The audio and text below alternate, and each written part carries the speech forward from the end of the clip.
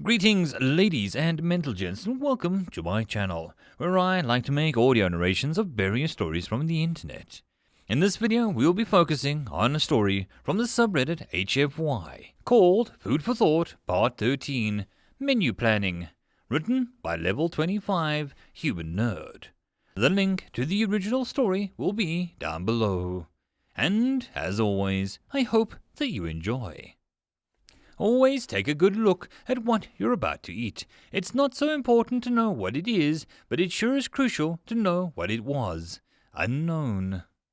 Alexander regarded the small tactical display as it rotated slowly in the cave. They had less than 20 hours before the reinforcements arrived and began landing troops on a full assault. The humans could already tell that any ground assault would be costly, even against smugglers and pirates. But that's just it, he thought, remembering the message that had been sent with the supplies. We're not just fighting smugglers and pirates. He turned his attention to the others, his troops. He had shown Snetchel how to use the line rifles, and she was in turn instructing the others. The promise of a good, proper fight had lifted the pack's spirits. Mostly. Reklo sat against the back wall, her arm bandaged and her feathers drooping. He wondered how she must feel right now, demoted 2 ranks at least, and now marooned on a hostile world, forced to hide like a rat in a cave under the command of the very man who was the cause of her demotion. The human had tried to talk to her, but she replied in only short, concise statements. As a soldier answering her CO, Alex shook his head and looked back at the map. He didn't have time to come up with a serious plan, to consider all angles. They'd have to attack tonight, and the sun was already starting to set. Grumbling to himself, the Dread Alpha stood, his helmet splitting open and letting him take a deep breath of the local air. He noted the scent of the old dry hay that was thankful that the ruddy dirt and dust covered everything didn't carry the scent of iron. Snetchel glanced aside to him and smiled when she saw him move the small crate of food that had been sent along with the weapons and gear. Apparently, Human was just as pleased with what he pulled out. There was a large black circular thing that he placed on the quartz top heating unit, following a long strips of sliced meat with brown wrapping. He waited for the skillet to get hot. Alex began layering out the cans and beans, using the close combat blade to pop the lids and dump them into a pot. He noticed the eyes on him from the others and smiled. He remembered the letters that he got from his brother down in the American territories, the old histories of the cattle ranchers and the new homesteaders that followed in their footsteps. The Zabari watched him assemble a folding stove and perked their crests in surprise when they heard the human's voice rise in unmistakable notes of a song. Though it was new to them, they heard the confident familiarity in his voice and the way that he changed his accent, even though the translator tried to keep up constant. The song told of a simple life, a place of happiness and honesty, a place of belonging and gentility that reminded them of the warm path that awaited warriors after death. Alex got the beans cooking and started placing rashers of bacon on the fry as it sang, the words coming back to him one verse at a time. The third chorus made him stop when he heard the Sabari trying to sing it along with him. His smile widened, and soon the cave was filled with the smell of good old-fashioned ranch food, the voices of friends singing, and for a short time, after his song had ended, the Sabari offered their own. They forgot that they were a fight for survival. For a short time, as Alex began serving out the beans and bacon with chunks of hard bread. They were a group of friends sitting around a camp enjoying the evening. The food that had been rousing hit. Alex had to cook up the whole bundle of bacon to make sure everyone got enough, and he had even run out of beans to slop out to the soldiers. No one was left looking grim after they filling their bellies and raising their voices to sing a song or two when they weren't stuffing their faces with God's chosen breakfast meat. Dale thumped and swayed happily. He swore he heard Snetchel purring as she ate, and even Reklo had a smile on her maw. He cast his gaze across the group and sighed. All good things had to come to an end. All right, people, eyes up.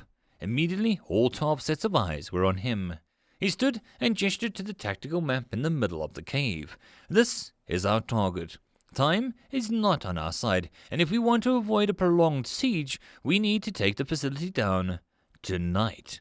He waited a heartbeat. When no objections came, he continued, using the interface on his suit to turn and mark the map. Ahead on assaults in suicide. So we're going to split into 3 teams of 4. Blue team will be led by Flyer Erlhanasheth, the warriors Hestekchus, Talanachus, and Geshenarharluthen. The red team will be led by Pack Beta Snetchazal Thai, along with the warriors Nulana the Hashas, Eshanalaktikath, and Jenathath, he said, struggling a bit with the names his HUD displayed for him but getting them right enough. That leaves green team with me, Pack Beta Reclocris, warriors Ilia Tisson, and Hashtola Russell. He noted the reactions of the gathered aliens. Most of them were accepting nods and thoughtful looks at the map.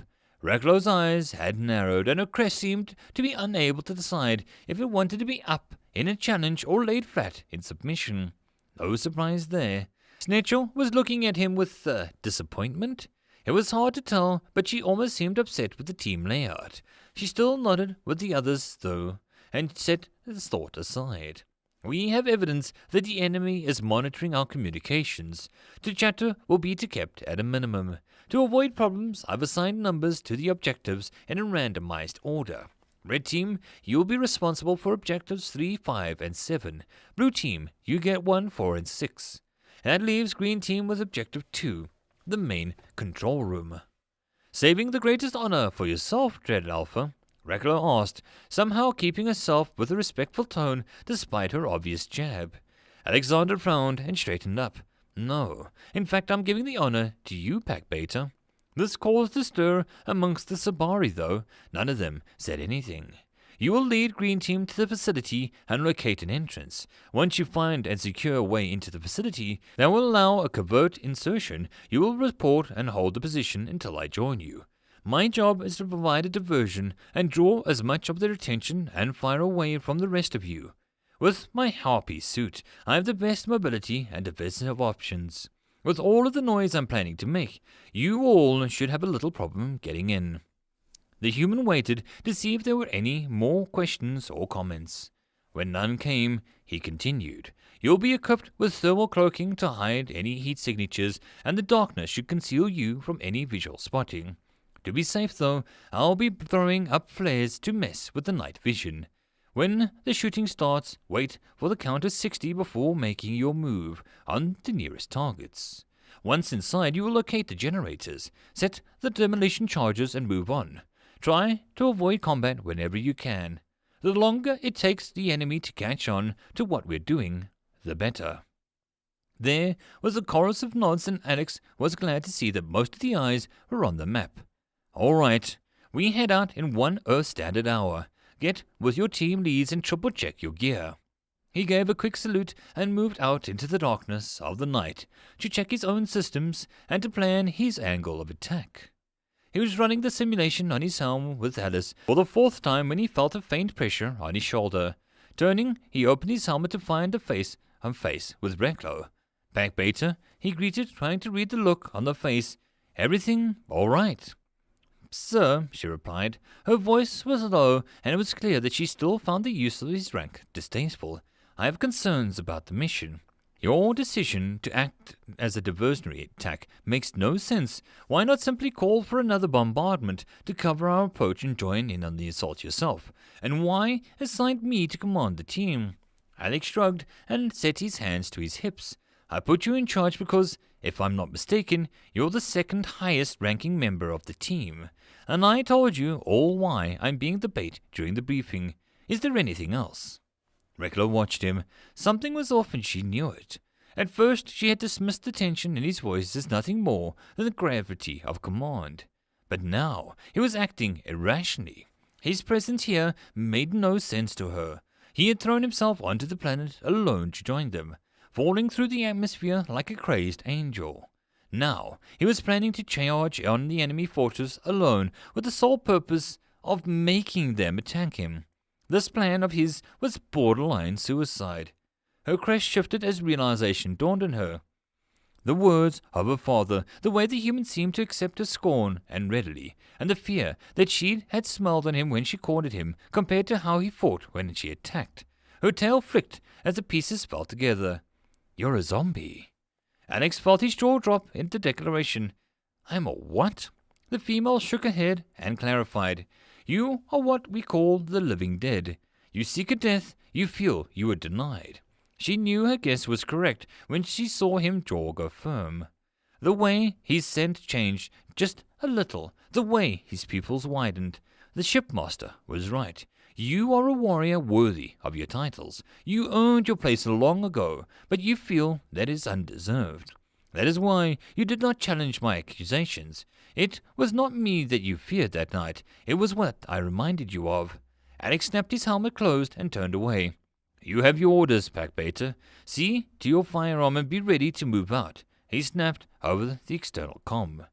Reckler watched him for a moment before saluting. "At your command, sir." She left the human to his thoughts and made her way back to the cave to rejoin the others. Her mind swirled as she tried to understand, curiosity compelling her to try and figure out what dishonor so badly haunted the strange alien. She was so lost in her thoughts that she almost didn't see Snetchel coming around the bend. Crests were up in an instant, but the two relaxed once they recognized each other. "Beta, Snetchelthai. Is the dread Alpha?" The human wishes to be alone, to prepare for the coming battle. Reckler interrupted, tilting her head when she saw the disappointment in her counterpart's posture. "Do you care for him?" Snetchel snapped up, her feathers ruffled in embarrassment. The older female trying to find something to say. Reckler shook her head and looked up the path. "It's good that you do. Some darkness clouds his heart. You have seen it as well." Snetchel relaxed and nodded, moving to stand next to Reckler. "I thought it was your conflict with him, or some fear for what is to come. Even if his shell, he is not a warrior like we are." "You are wrong, Snetchel," Reckler hissed softly, patting the other female on the arm to turn her back to the cave. "He is a warrior as we are, and that is what clouds his thoughts. Come, let's rejoin the others. We will find no rest this night, and I wish to rid those parasites of the valley before dawn breaks. Let the last moments of life be found cold of the night." End of Part 13. If you enjoyed this story and wish to support the author, the link is down below. If you would like to support this channel, there are numerous ways to do so. They will also be listed in the description down below. But the easiest way to help this channel is to share it, subscribe, and like. And, as always, I will see you all in the next video, and I hope that you have a good one. Cheers!